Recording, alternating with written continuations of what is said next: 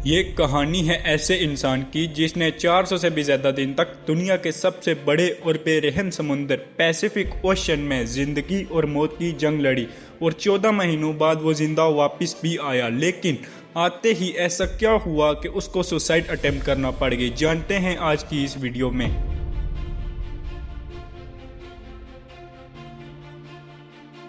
Pacific ocean का नाम सुनते ही लोगों को पसीने छूट जाते हैं। पूरी दुनिया में 71% पानी है जो डिवाइडेड है Pacific ocean, Indian ocean, Atlantic ocean और आर्कटिक ओशन में।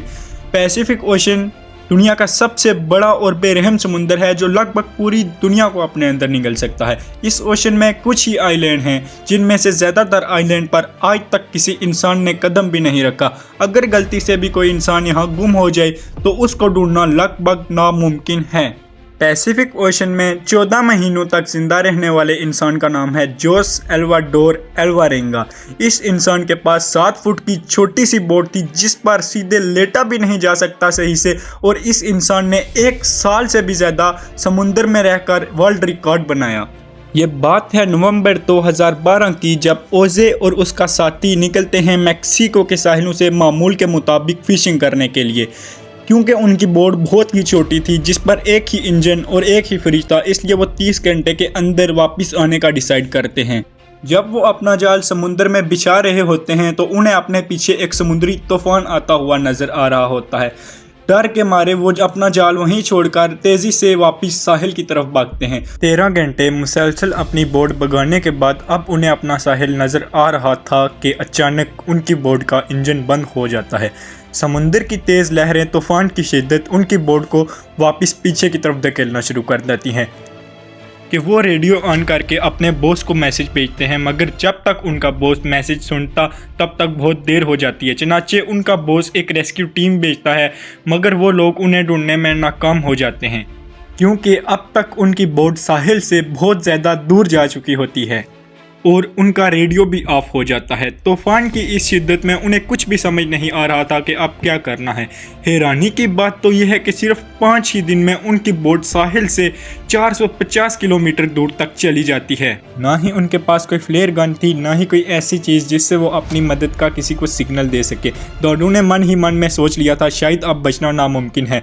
2 दिन पहले ही इनका खाना भी खत्म हो चुका था।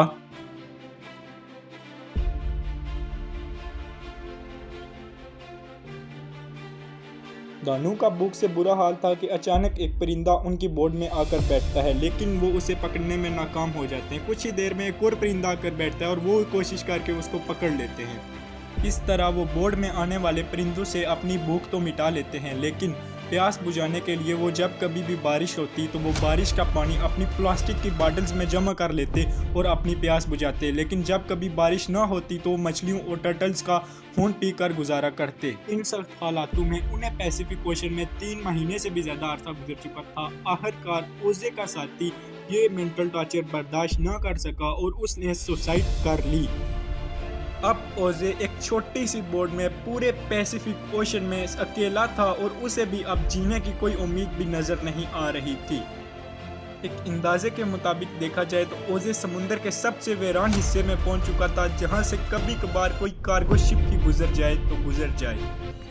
मैक्सिको का साहिल छोड़े हुए ओजे को 6 महीने से भी ज़्यादा गुजर चुके थे। इस दौरान उसने अपने दोस्त को भी खो दिया था और अब ओजे बहुत ज़्यादा फ्रस्ट्रेट हो चुका था कि अचानक दूर समुंदर में ओजे को एक कार्गो शिप आती हुई नज़र आती है। वो उस शिप की तरफ हर मुमकिन इशारा करने की कोशिश करता है मगर बदकिस्मती से शिप का ओनर वो उसे नहीं देख पाता और वहाँ से चला जाता है। अब ओजे ये सोचने लगता है कि शायद मेरी किस्मत में मरना ही लिखा है।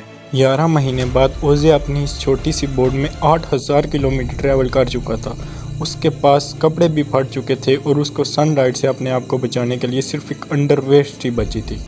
आखिरकार वो घड़ी आ ही गई जब किस्मत ओजे पर मेहरबान हुई। 30 जनवरी 2014 को ओजे ने अपने आसपास पानी में नारियल तैरते हुए देखे, जिसको देखकर वो समझ गया यहाँ पर पास ही में कोई आइलैंड है जहाँ से नारियल गिरकर उसे नज़र आ रहे हैं।